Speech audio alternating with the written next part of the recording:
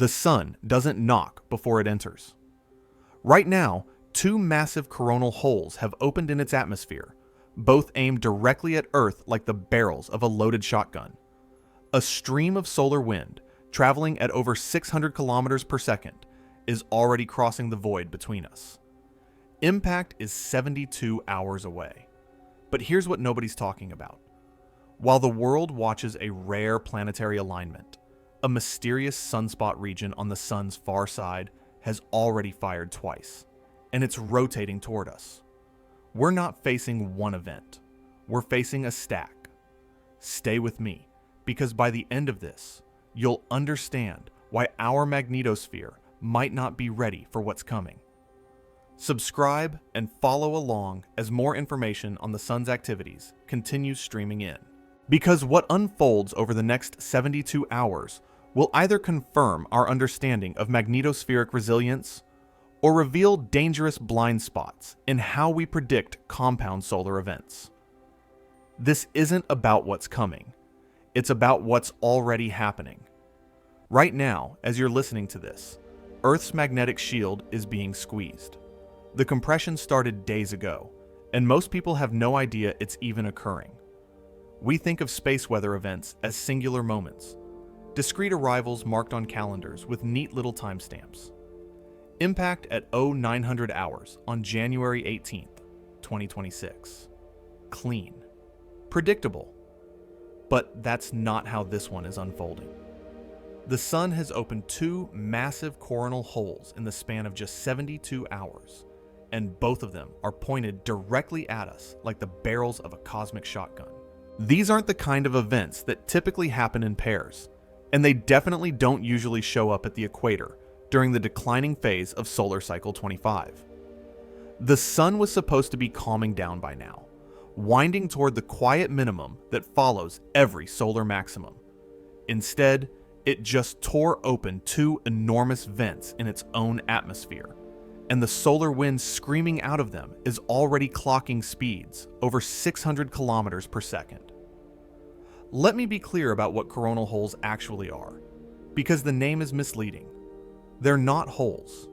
They're not empty spaces where the sun forgot to exist.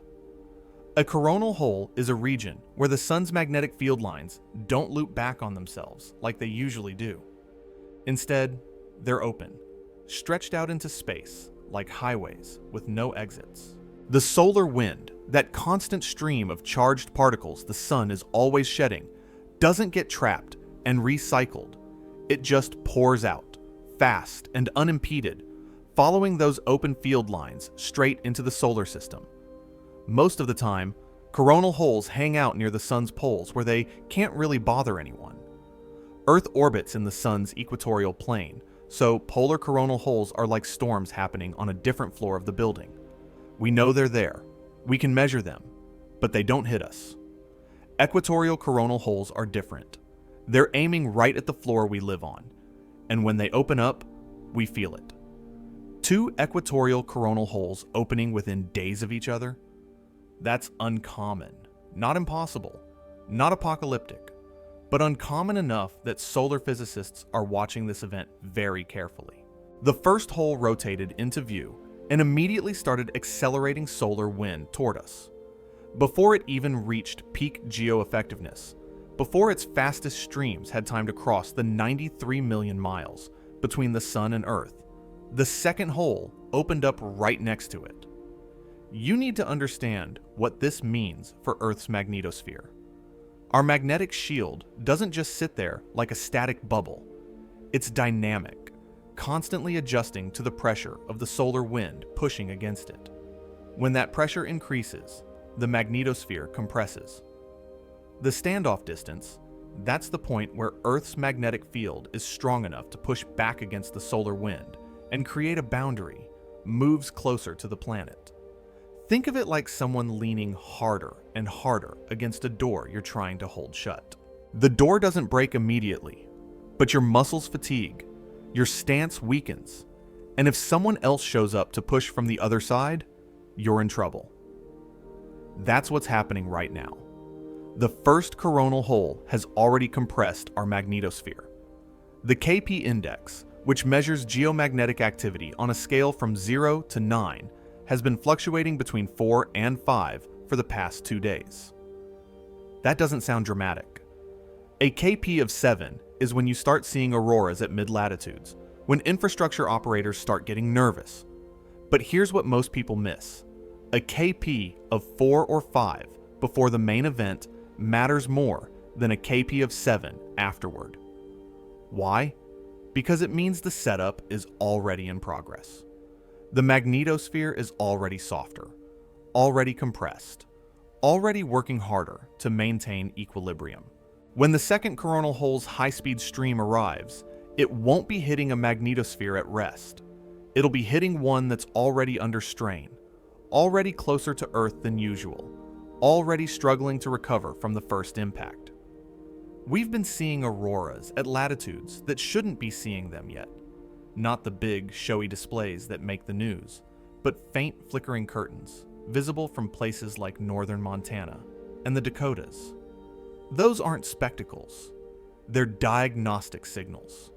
They're telling us that particles are already penetrating deeper into the magnetosphere than they normally would, finding paths through a shield that's been bent and compressed by sustained solar wind pressure.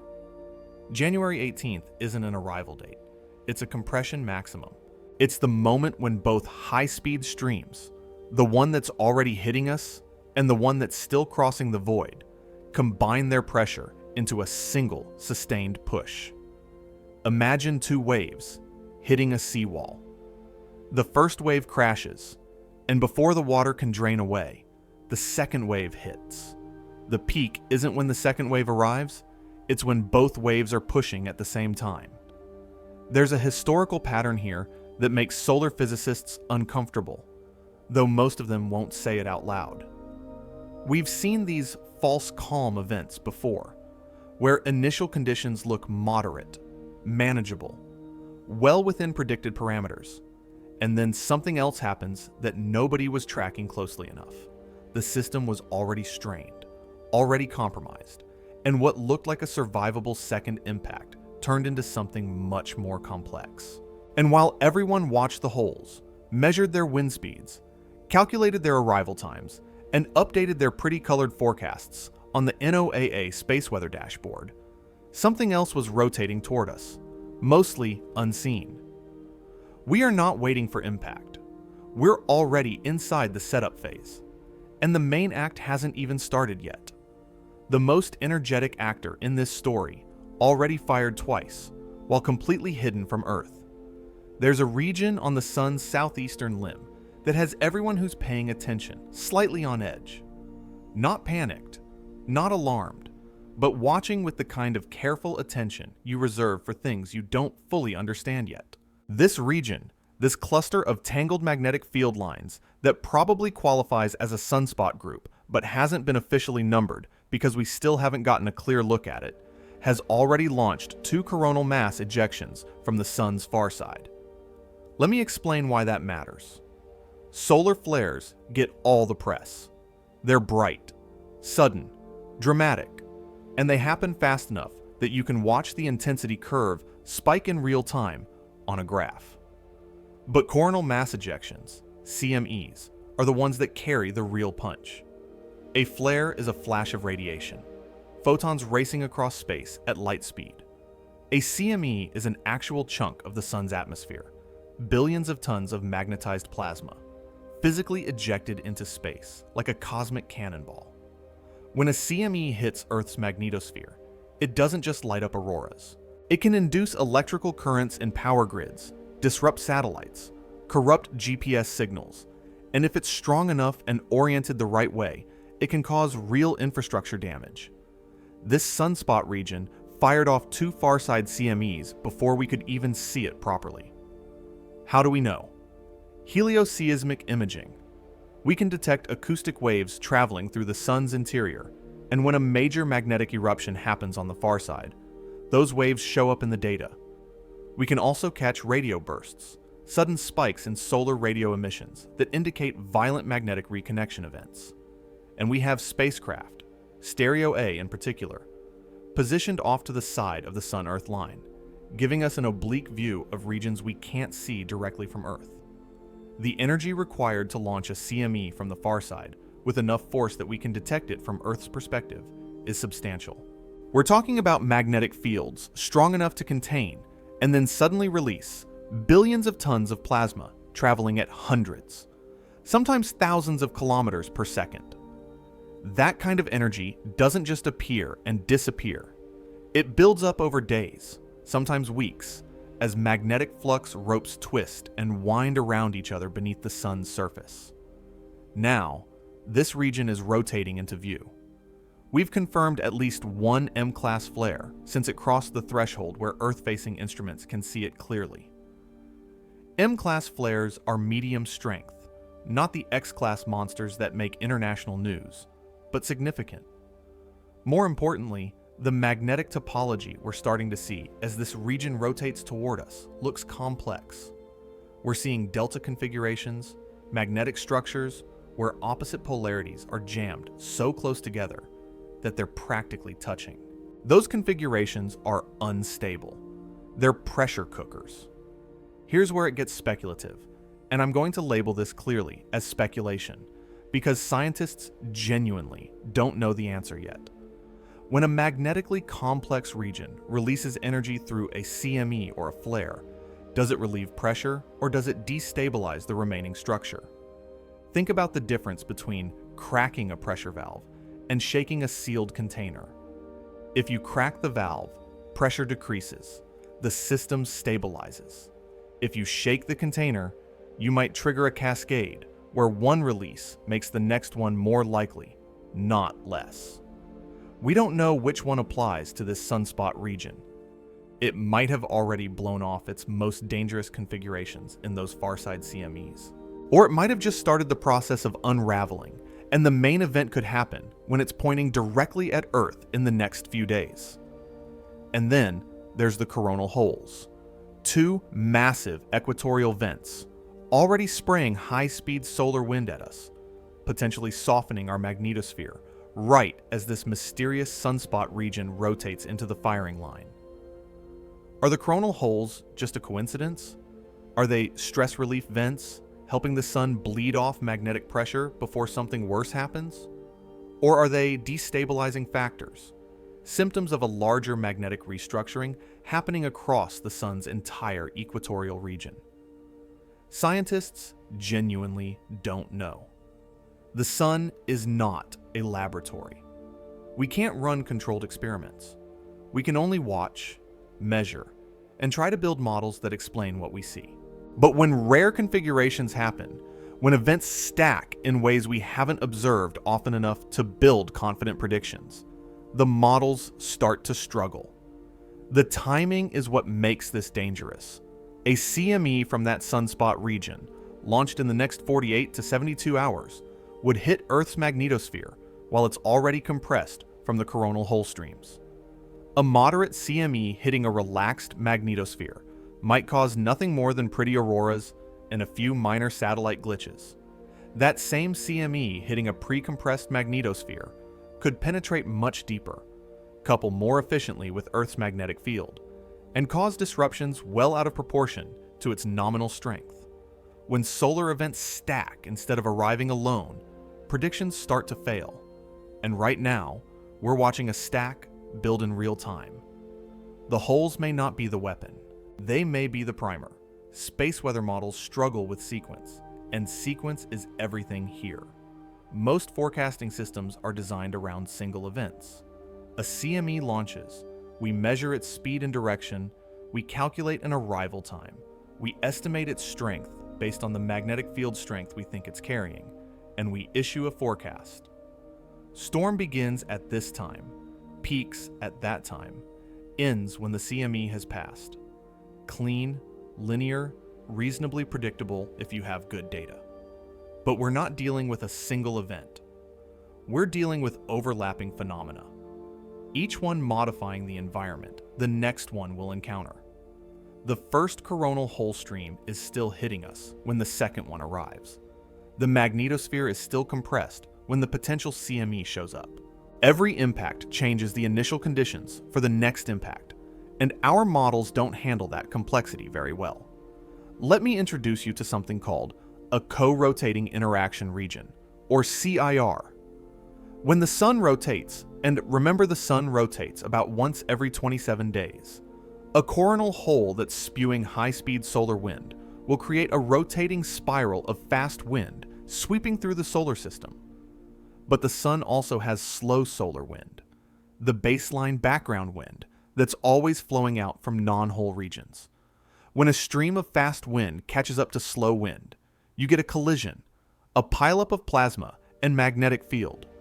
The fast wind can't just plow through the slow wind because they're both ionized, both magnetically connected, and the magnetic fields resist interpenetration. Instead, you get compression zones, regions where the density and magnetic field strength spike dramatically. These are CIRs, and they're persistent. A coronal hole can stay open for weeks, even months, meaning the same CIR structure sweeps past Earth every 27 days, storm after storm after storm. Why does infrastructure care more about duration than peak intensity? Because systems have time to recover from short shocks. A satellite in low Earth orbit can handle a few hours of increased atmospheric drag. Ground-based power grids can manage brief spikes in geomagnetically induced currents. But sustained pressure, days or even weeks of elevated space weather conditions erodes safety margins. Satellites lose altitude faster than they can maneuver to compensate. Power transformers heat up and stay hot, degrading their insulation. GPS timing errors accumulate. The magnetosphere itself behaves differently under sustained compression. When the standoff distance between Earth's magnetic field and the solar wind decreases, the bow shock, that boundary where the supersonic solar wind slams into Earth's magnetic field and abruptly slows down, moves closer to the planet. That changes the geometry of how particles are funneled into the magnetosphere. The ring current, a donut-shaped zone of charged particles circling Earth between roughly 10,000 and 60,000 kilometers altitude, intensifies. More particles, carrying more energy, trapped in unstable orbits. And then there's Joule heating. When geomagnetic storms drive strong electrical currents through the ionosphere, the upper reaches of Earth's atmosphere, the resistance of that thin ionized gas generates heat. A lot of heat. Enough heat that the thermosphere, the atmospheric layer where low Earth orbit satellites live, swells outward. The atmosphere gets thicker at satellite altitudes, which means more drag, which means satellites lose altitude faster, which means they need to burn fuel to maintain orbit. And if the storm lasts long enough, some satellites might not have enough fuel to compensate.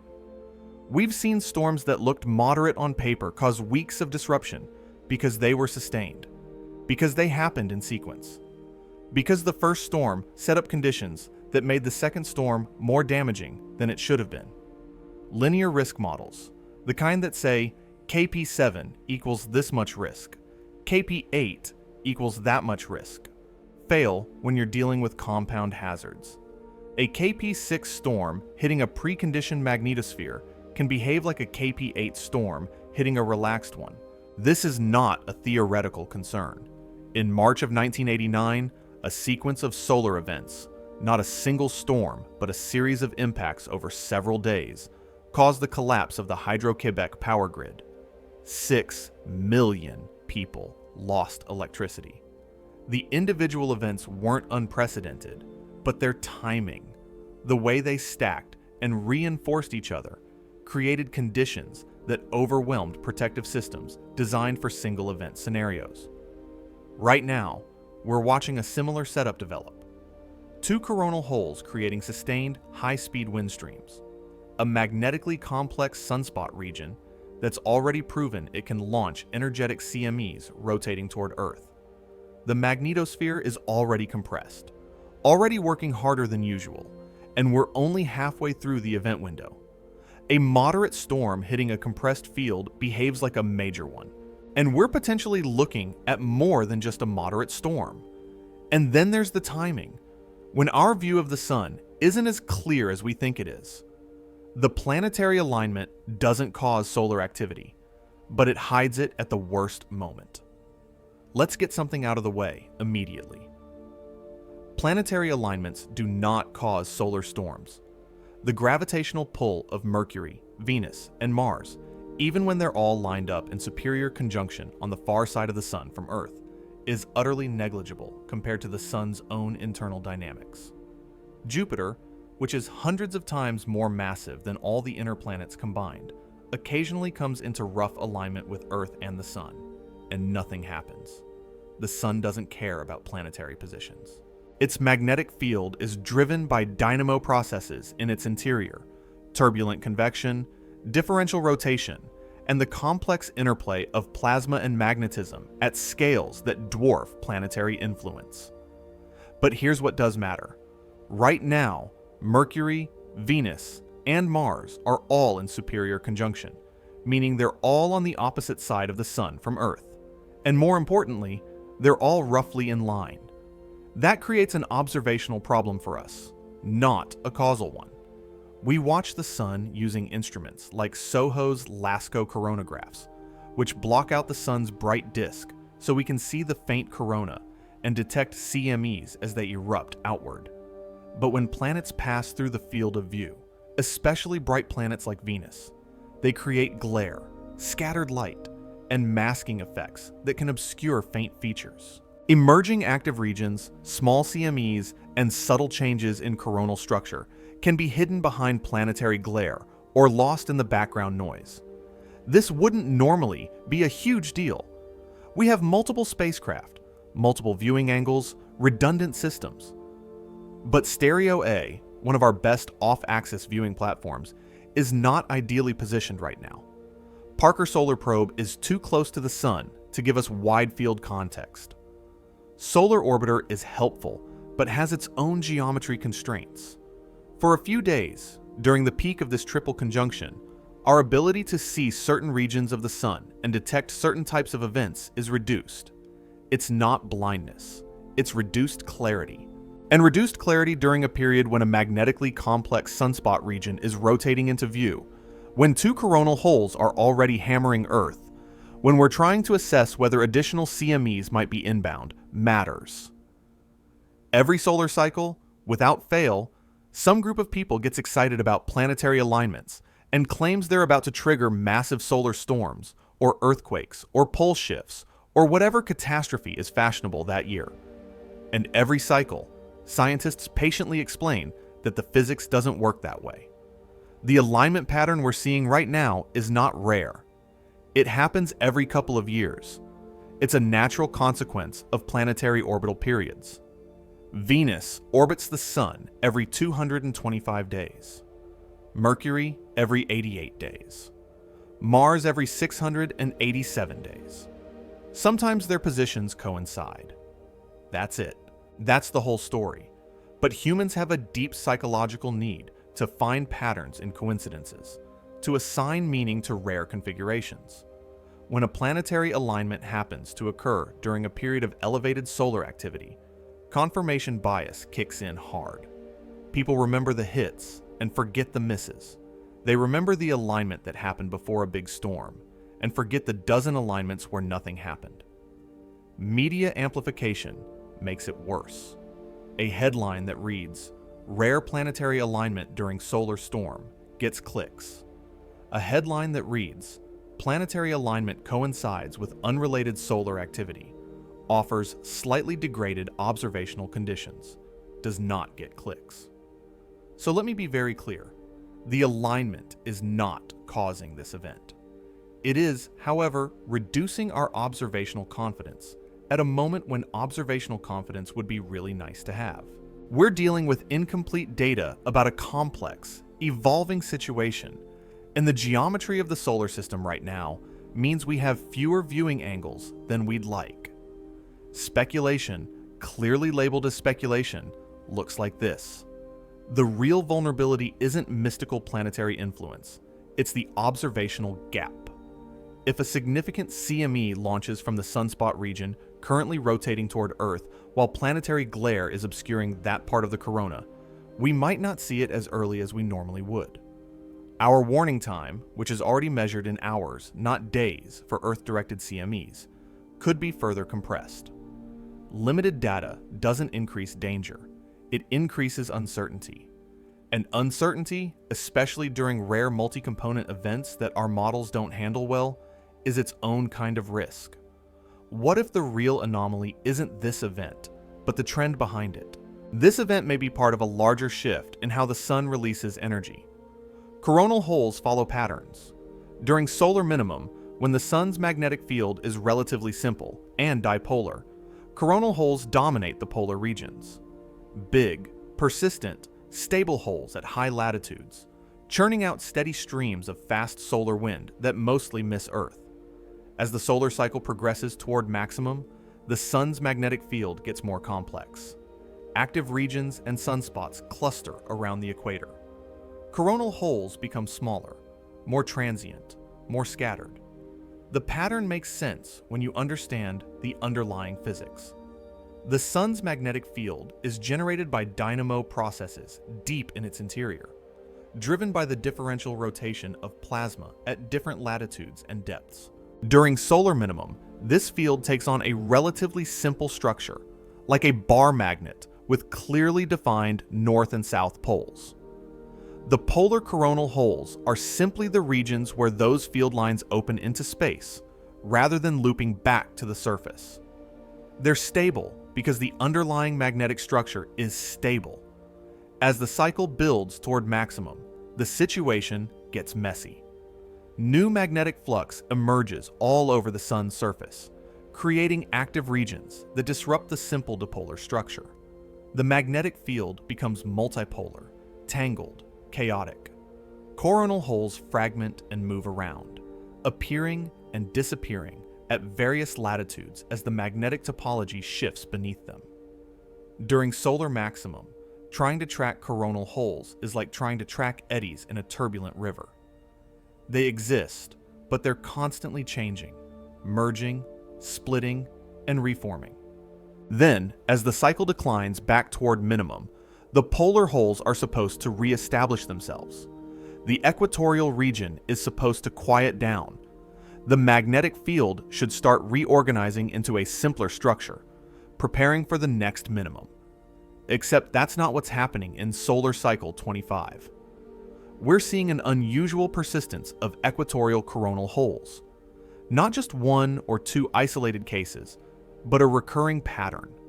Large, long-lived coronal holes opening at low latitudes, sometimes staying open for multiple solar rotations, creating repeated high-speed stream impacts on Earth every 27 days. These aren't small transient features. We're talking about coronal holes hundreds of thousands of kilometers across, persisting for weeks or even months, positioned perfectly to spray high-speed wind directly at Earth orbit. The current event, two massive equatorial coronal holes opening within days of each other, is unusual even by the standards of this unusual cycle. It suggests that whatever process is maintaining these low-latitude holes is not only persistent, but potentially intensifying as the cycle progresses into its declining phase. Compare this to solar cycle 24. By this point in cycle 24's declining phase, equatorial coronal holes were becoming rare. The sun was settling into a quieter configuration. Cycle 24 was already a weak cycle overall, with a low sunspot number and relatively subdued magnetic activity. The solar maximum was split into two weak peaks, neither of which approached the intensity of previous cycles. By the time we reached the equivalent phase to where we are now in cycle 25, the sun was already showing signs of settling down, with coronal holes migrating back toward the poles and equatorial activity declining. Cycle 25 has been more active, stronger than 24, and now, as it declines, it's not declining the way we expected. The sunspot numbers have been higher. The flare activity has been more intense. And now, as we move into what should be the quiet declining phase, we're seeing sustained equatorial coronal hole activity that looks more like solar maximum behavior than declining phase behavior. This could be noise. Solar cycles are variable. No two cycles are exactly alike. We've only been monitoring the sun with modern instruments for a few decades, which means we've only seen a few complete cycles at high resolution. Our understanding of what's normal versus what's anomalous is based on a relatively small sample size. Cycle 23 was strong, cycle 24 was weak. Maybe cycle 25 is just different again, and cycle 26 will revert to something more familiar. Statistical fluctuations happen. Random variation is expected. When you're dealing with a chaotic system like the sun's magnetic field, driven by turbulent processes that involve plasma moving at thousands of kilometers per hour, and magnetic fields strong enough to contain energies equivalent to billions of nuclear weapons, perfect predictability is impossible. Maybe we're just seeing a statistical outlier, a cycle that happens to be configured differently than the ones before it, with no deeper meaning. But there's a hypothesis, and it's making the rounds among solar physicists who study long-term trends.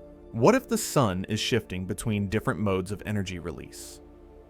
What if there are periods where the sun is more flare-dominated, releasing energy through explosive magnetic reconnection events, and other periods where it's more wind-dominated, releasing energy through sustained high-speed outflows from coronal holes? The idea isn't as radical as it sounds. We know the sun's magnetic field undergoes long-term variations beyond the 11-year solar cycle. The Maunder minimum, a period in the 17th century when sunspot activity nearly ceased for several decades, demonstrates that the sun can dramatically change its behavior on longer timescales. We also know from observations of other sun-like stars that stellar magnetic activity can vary significantly over decades and centuries. If the sun is entering a more wind-dominated mode, it would explain what we're seeing. Fewer explosive events, more sustained outflows, fewer major flares and CMEs, more persistent coronal holes at latitudes where they affect Earth. The total energy output might not change much, but the way that energy is released would shift from sudden bursts to sustained streams. The implications for space weather forecasting would be substantial. If we're entering a more wind-dominated era, we'd need to shift our focus from predicting individual explosive events to tracking persistent, recurring structures. CME forecasting, which is already hard, would become less critical than CIR forecasting, which is arguably harder in different ways. We'd be dealing with storms that are more frequent, less intense, but longer lasting. CIRs don't produce the spectacular auroral displays that CMEs do. They don't make dramatic headlines, but they're insidious.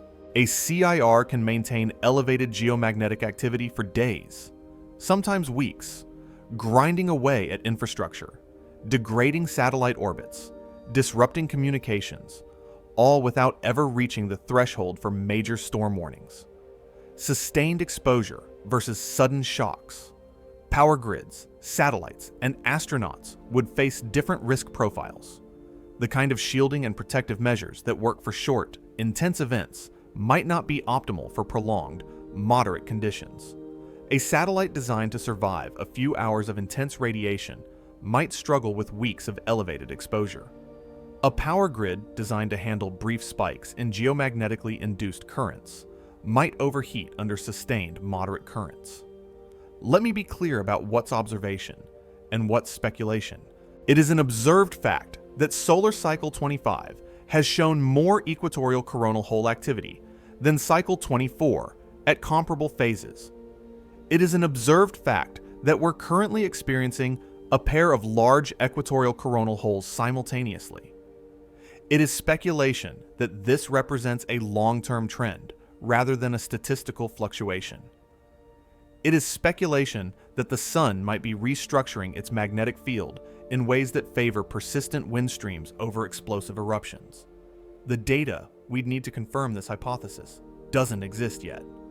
We need more time, more observations, more cycles monitored at high resolution.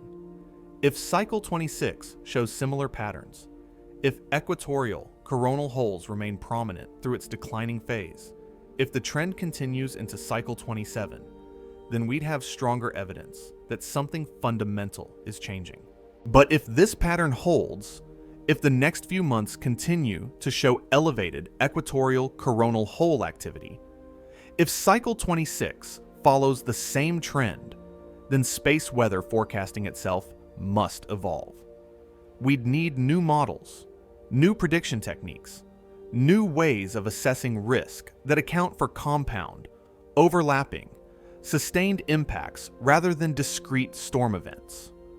Our entire framework for understanding solar-terrestrial interactions would need to shift from an event-based model to a condition-based model, from when will the next storm hit, to what is the baseline level of exposure we're dealing with now. To understand Earth's risk, we need to look beyond Earth. We need to understand the Sun not just as it is today, not just as it was during the past few cycles we've observed closely, but as it might be in different modes, operating under different magnetic configurations, releasing its energy through different pathways. The Sun we're watching right now might not be the Sun we'll be watching 10 years from now, even though it's the same star. And if we don't recognize that the rules might be changing, we'll keep building forecasts based on patterns that no longer apply. Planetary magnetospheres don't fail suddenly. They erode under repeated pressure. Let's talk about Mercury. Mercury has a magnetosphere, which is surprising given its small size. Planets generate magnetic fields through dynamo action in their molten cores, and Mercury is so small, so close to the Sun, that most scientists assumed its core would have cooled and solidified billions of years ago. But Mercury's core is still at least partially molten, and it still generates a magnetic field. That field is weak, about 1% the strength of Earth's, and it's under constant assault. Mercury orbits at only about 58 million kilometers from the Sun, roughly a third of Earth's distance. The solar wind pressure at Mercury's orbit is about 10 times higher than it is at Earth. Mercury's magnetosphere doesn't extend very far from the planet, and during strong solar wind events, it collapses almost entirely. NASA's Messenger spacecraft, which orbited Mercury from 2011 to 2015, watched this happen repeatedly. During periods of high solar wind pressure, Mercury's magnetosphere would compress down until it was barely larger than the planet itself. The standoff distance would drop from about 1.5 Mercury radii down to almost 1.0. Solar wind particles would directly impact Mercury's surface, sputtering atoms off into space, slowly stripping away the planet's tenuous atmosphere. The process is relentless. Every time the solar wind pressure spikes, Mercury's magnetic shield buckles inward. The planet's surface, already scorched by extreme temperatures that swing from 430 degrees Celsius on the dayside to minus 180 degrees at night, gets bombarded by charged particles traveling at hundreds of kilometers per second. These particles don't just bounce off harmlessly. They physically knock atoms loose from the surface rocks, a process called sputtering, creating Mercury's incredibly thin exosphere, a barely there atmosphere that's constantly being replenished by bombardment and constantly being lost to space. Mercury survives because it's a dead world. It has no biosphere to protect, no infrastructure to maintain, no satellites in orbit that need stable space environment conditions. But Mercury teaches us about thresholds. There's a limit to how much a magnetosphere can compress before it stops functioning as a shield and becomes just another obstacle in the solar wind's path. When Mercury's magnetosphere collapses to nearly the planetary radius, it's not really shielding anymore. It's just deflecting, barely, and large portions of the planet are directly exposed to whatever the Sun throws at them. What would happen if Earth's magnetosphere compressed that far? We'd lose more than just our communication satellites. The upper atmosphere would be directly exposed to the solar wind, heating dramatically, expanding outward. Every satellite in low Earth orbit would experience catastrophic drag. The International Space Station, if it still existed in such a scenario, would need constant reboost maneuvers just to maintain altitude. And the radiation exposure at the surface, while not immediately lethal thanks to our thick atmosphere, would increase significantly. Airlines would need to reroute flights, avoiding polar regions where particle precipitation would be most intense. Mars is an even starker lesson. Mars used to have a magnetic field. We know this because ancient Martian rocks preserve remnant magnetization, frozen records of the planet's ancient magnetic environment. Sometime around 4 billion years ago, Mars's core cooled enough that its dynamo shut down. The magnetic field vanished. Without a magnetosphere, Mars was exposed directly to the solar wind. Over hundreds of millions of years, the solar wind stripped away most of Mars's atmosphere. What was once a planet with a thick atmosphere, liquid water on its surface, and possibly even conditions suitable for life, became the cold, dry, thin atmosphere desert world we see today. The loss wasn't instantaneous. It was gradual, relentless, the accumulated effect of billions of years of exposure. But it was also accelerated during periods of high solar activity. We've measured this with the MAVEN spacecraft currently orbiting Mars. During solar storms, the rate of atmospheric loss from Mars increases dramatically. The solar wind penetrates deeper into Mars's upper atmosphere, picks up ionized particles, and carries them away. MAVEN has given us ringside seats to watch Mars slowly bleeding into space. During quiet periods, Mars loses about 100 grams of atmosphere per second. That doesn't sound like much, but during solar storms, that rate can increase by 10 times or more. A kilogram per second adds up to 31 million kilograms per year. Over geological time, over billions of years, it adds up to an entire planet's worth of air. Mars didn't lose its atmosphere in one catastrophic event. It lost it through repetition, through sustained exposure, through the accumulated damage of countless solar storms over geological time. And here's the uncomfortable part. We're watching it happen in real time, just at a pace too slow for human timescales to feel urgent. The young sun was more active than today's sun. Solar activity decreases as stars age, which means 4 billion years ago. When Mars lost its magnetic field, the sun was bombarding the inner solar system with more frequent and more intense storms than we experience now. Mars never stood a chance. Once the shield dropped, the countdown began, and the planet's fate was sealed not by a single apocalyptic event, but by the slow, grinding erosion of billions of ordinary days. Jupiter offers a different perspective. Jupiter's magnetosphere is enormous, the largest structure in the solar system after the Sun itself. Jupiter's magnetic field is about 20,000 times stronger than Earth's. The magnetosphere extends millions of kilometers into space, far enough that some of Jupiter's moons, including Ganymede, orbit within the giant planet's magnetic cocoon. You'd think a magnetosphere that powerful would be impervious to solar storms, but even Jupiter's magnetosphere compresses during strong solar wind events. We've watched it shrink by as much as 20% during particularly intense periods of solar activity. 20% of Jupiter's magnetosphere is still an enormous distance, still larger than Earth's entire magnetosphere at its most extended. But the principle matters. If even Jupiter, with a magnetic field 20,000 times stronger than ours, can't simply ignore the solar wind, what does that tell us about our own vulnerability? Jupiter doesn't care, of course. It's a gas giant with no solid surface, no infrastructure, no vulnerable technology. But the fact that even Jupiter's magnetic field responds to external pressure tells us something important about magnetospheric dynamics. Magnetic fields aren't impenetrable walls. They're dynamic pressure boundaries, constantly negotiating with the solar wind about where the boundary should sit. Strong fields negotiate from a position of strength, but they still negotiate. Strength matters, but so does resilience. A strong magnetic field can resist more pressure, but every magnetosphere has limits, and those limits aren't always obvious from average conditions. You don't discover your breaking point until you're close to it.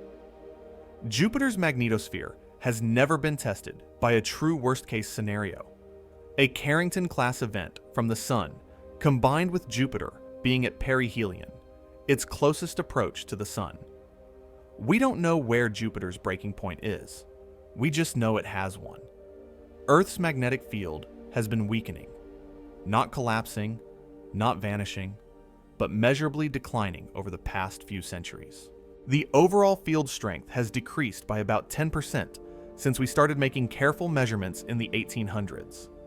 The South Atlantic anomaly, a region over South America, and the Southern Atlantic Ocean, where the magnetic field is particularly weak, has been growing and intensifying.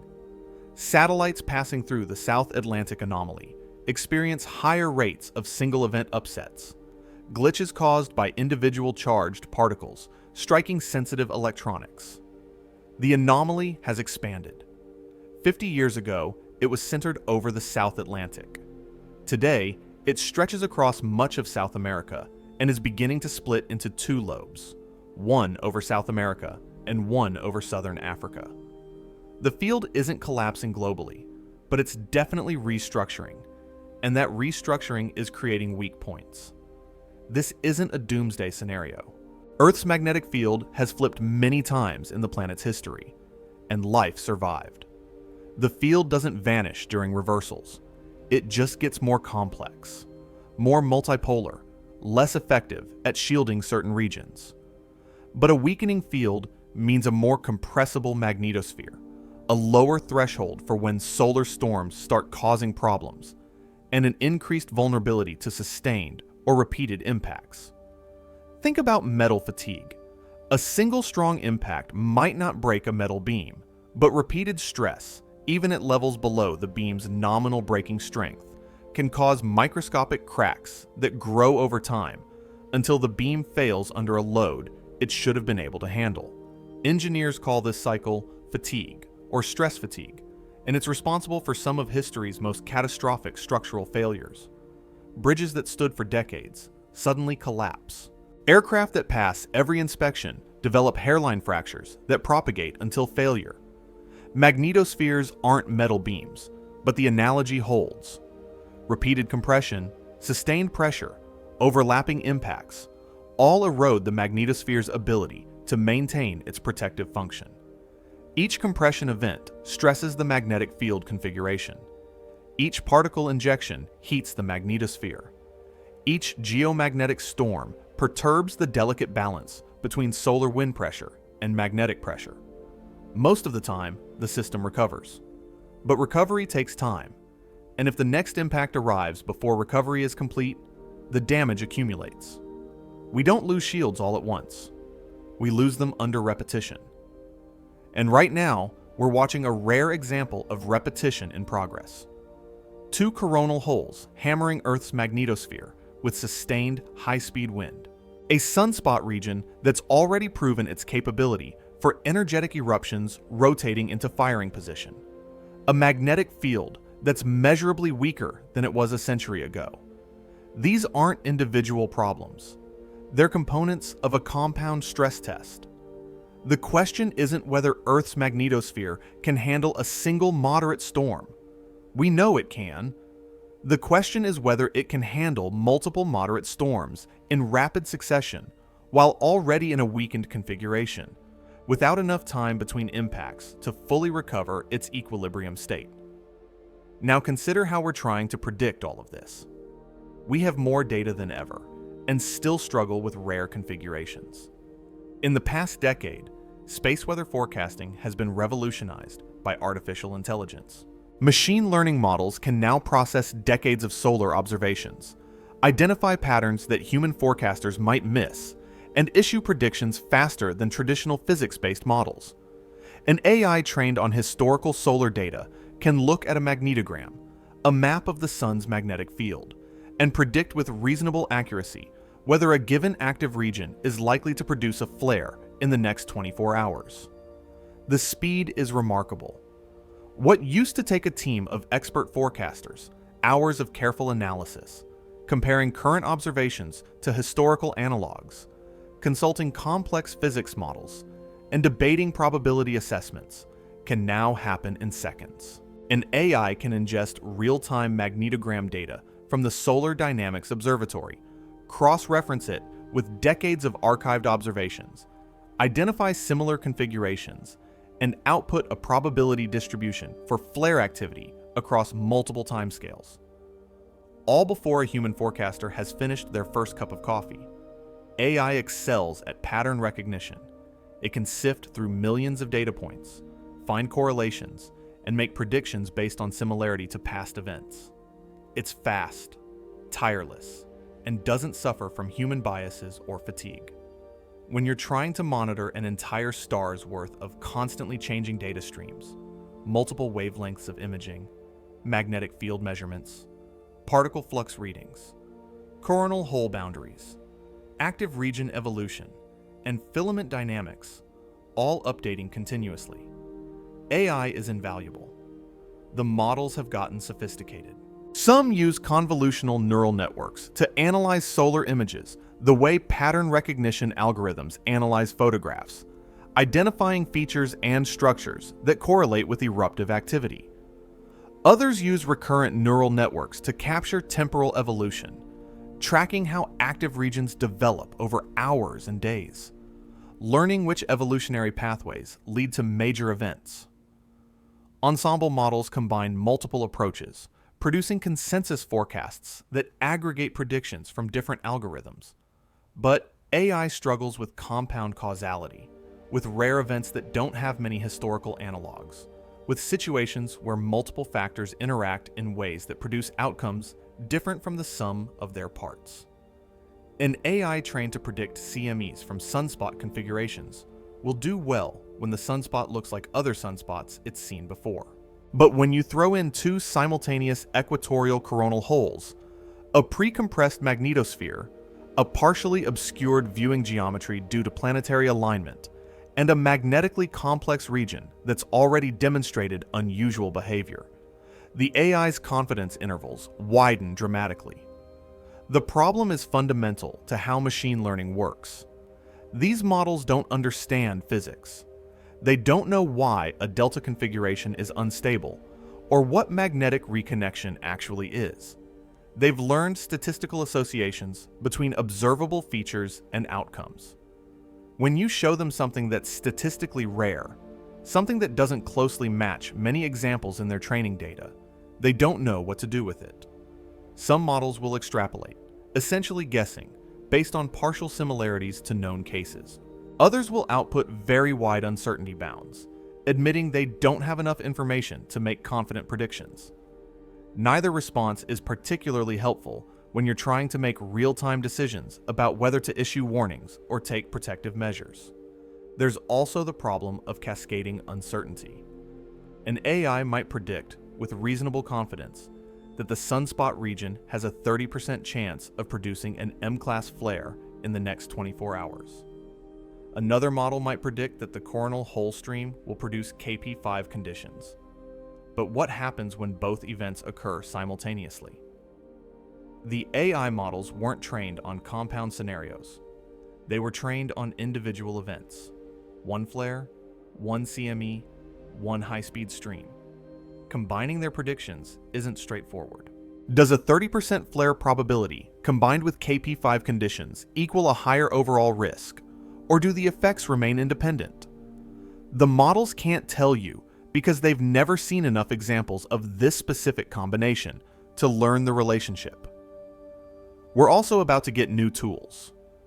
ESA's Vigil mission, planned for launch in the coming years, will position a spacecraft at the L5 Lagrange point, 60 degrees behind Earth in its orbit, giving us a constant side view of the Sun-Earth line. We'll be able to see CMEs coming from angles we've never had continuous coverage of before. Right now, Earth-directed CMEs are the hardest to characterize because we're looking at them head-on. They appear as expanding halos around the Sun in coronagraph images, and estimating their true speed and structure from a face-on view is difficult.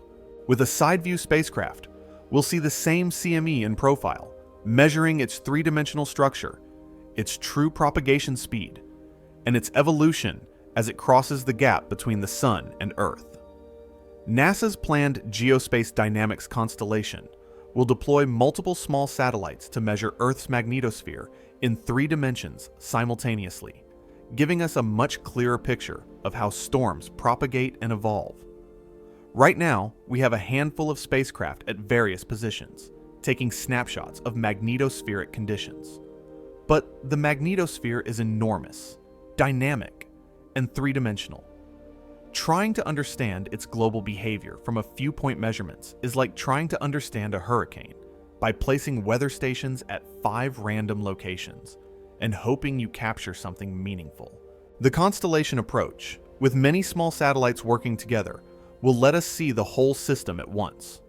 These missions will generate more data, better data, higher resolution data. But prediction and understanding are not the same thing. We can have perfect measurements of every variable we think matters and still not fully comprehend the underlying physics of how those variables interact during rare, complex events. More data is valuable. Better instruments are valuable. But they don't automatically translate into better predictions if the fundamental physics of compound interactions isn't well understood. Consider the analogy of weather forecasting. We have satellites covering the entire globe. We have weather stations at thousands of locations. We have supercomputers running atmospheric models with incredible resolution. And yet, forecasting the exact track and intensity of a hurricane more than 5 days out remains extremely difficult. Not because we lack data, but because hurricanes are complex systems influenced by ocean temperatures, atmospheric moisture, wind shear, and dozens of other factors that interact in non-linear ways. Small uncertainties in initial conditions amplify over time. Rare configurations, where multiple factors align in unusual ways, produce outcomes that models trained on more typical conditions struggle to predict.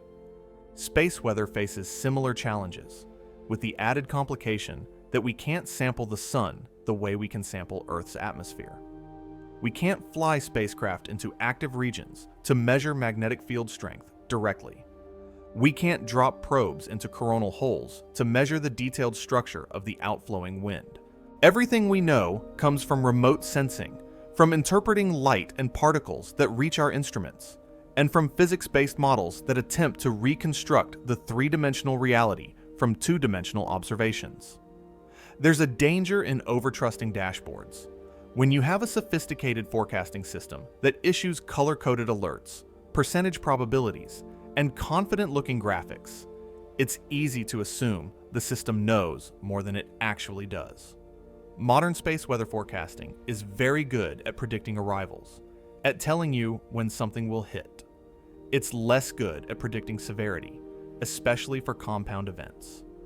And it's barely starting to grapple with prediction of cascading failures, with how one event sets up conditions for the next. The dashboards look authoritative. Green means safe, yellow means watch, red means warning. Probabilities are displayed to 2 decimal places, giving the illusion of precision. But those probabilities often represent the model's confidence in its own predictions, not necessarily the true likelihood of the event. A model that says there's a 65% chance of a moderate storm might mean, I've seen configurations like this 65 times in my training data, and 39 of them produced moderate storms.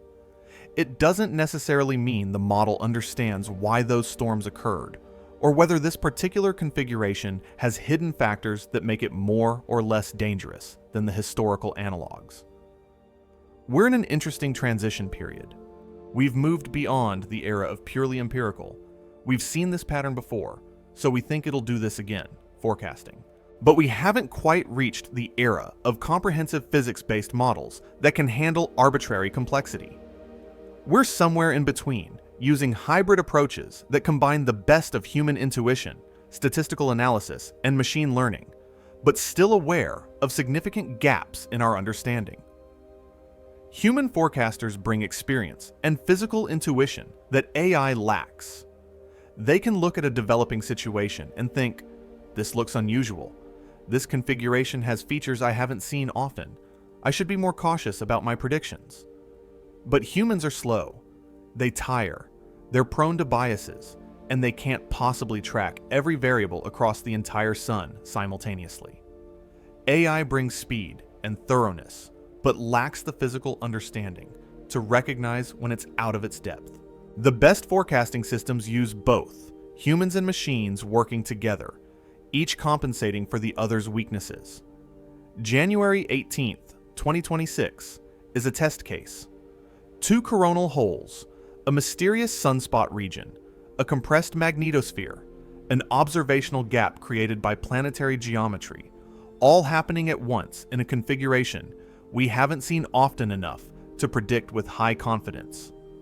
The forecasting models are running, the dashboards are updating, the probabilities are being calculated. But behind those confident-looking numbers, there's enormous uncertainty about how this event will actually unfold. Are we measuring the sun better or just faster? Are we building genuine understanding of solar physics? Or are we just collecting more data and hoping our statistical models can find patterns in the noise? The honest answer is probably both.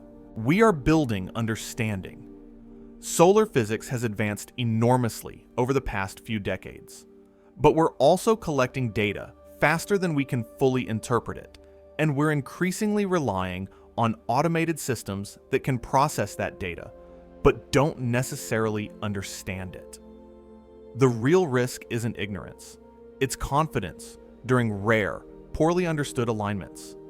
It's the assumption that because we have more data, we must have more understanding. It's the belief that our models, trained on past events, will accurately predict future events, even when those future events fall outside the parameter space our models were trained on. Overconfidence kills.